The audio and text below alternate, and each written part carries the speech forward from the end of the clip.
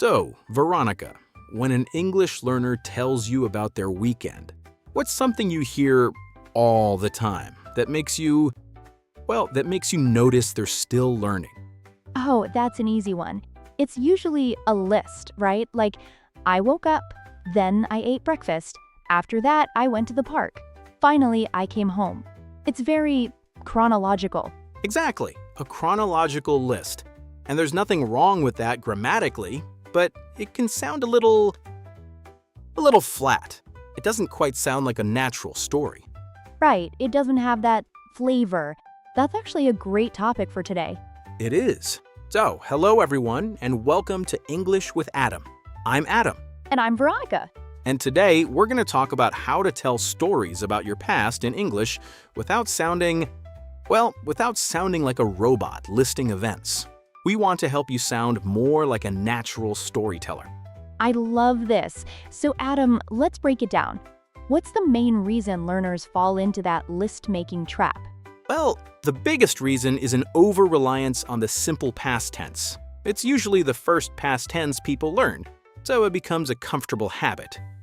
Subject, verb in the past, and that's it. It feels safe. Okay, that makes sense.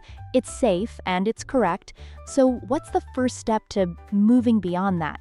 The first big tool in your storyteller toolkit is the past continuous. That's when you use was or were with a verb ending in ing. Okay, like I was walking. Exactly. The magic of the past continuous is that it sets the scene.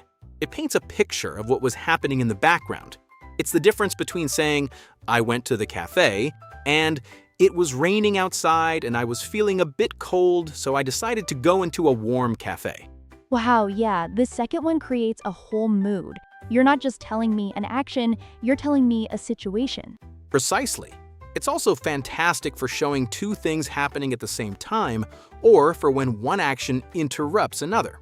For example, instead of, I read my book, the phone rang. A little boring, right? I can say, I was reading my book when the phone suddenly rang. See? The story now has action and drama. The reading was a long background action, and the phone call was a short, sharp interruption. That's such a clear explanation. So tip number 1, use the past continuous to set the scene and show interruptions. Got it. What's next? What other grammar tool can we use? The next level up is using the past perfect. Now, this one sounds a little scary to some learners, but the idea is actually very simple. The past perfect uses had plus the past participle, like had seen or had eaten. Right, the earlier past. That's the perfect way to think of it. You use it when you're talking about the past, but you want to mention something that happened even before that past moment. It helps you jump around in your story without confusing your listener. Okay, could you give us an example? Of course. Imagine this simple past story.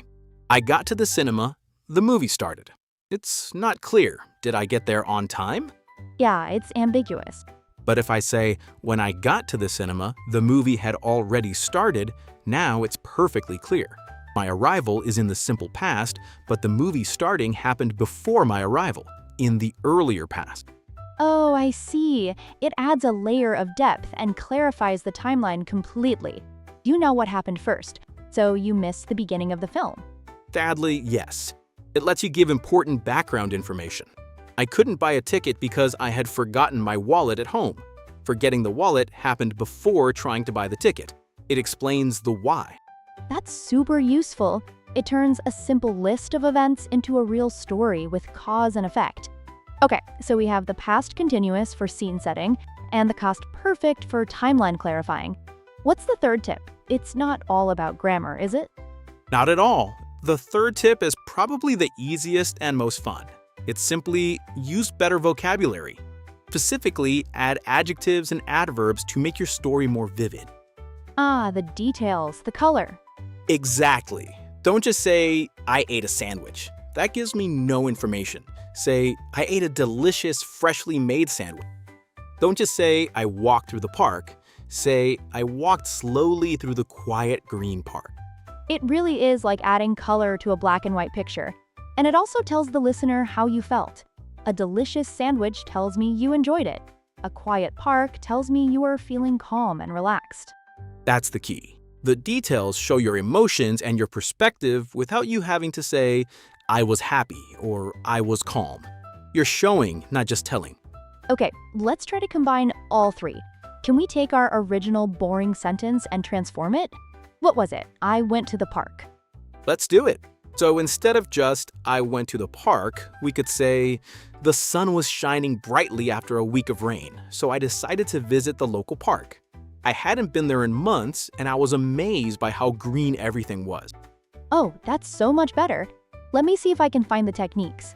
The sun was shining, that's past continuous, setting the scene. I hadn't been there in months, that's past perfect, giving background from the earlier past. And you also have descriptive adjectives and adverbs, like shining brightly and green. It all comes together to create a little mini story. This is brilliant, but I feel like we're forgetting something. We have these great tools for making individual sentences better, but how do we link them together to make the story flow smoothly? That is an excellent point, Veronica. You're right. Having beautiful sentences is one thing, but connecting them is what truly makes a story.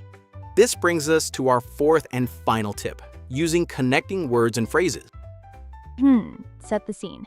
The glue that holds the story together. Words like so, because, then, after that. Number 2, use the past perfect to give background information and clarify the order of events. The earlier past. And number 3, add descriptive adjectives and adverbs to bring your story to life. Joe, don't just tell. Exactly.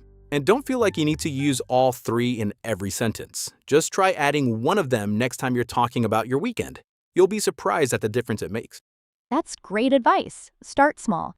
Well, this has been incredibly helpful, Adam. I hope so. And for all of you listening, we hope you found it helpful too. If you did, please consider giving this episode a like and make sure you're subscribed to English with Adam so you don't miss our next one. And we have a little homework for you. In the comments below, try to write 1 or 2 sentences about your day or your weekend using one of the tips we talked about today. We would absolutely love to read your stories. Yes, please do. Thank you so much for joining us today. Bye, everyone. Happy learning.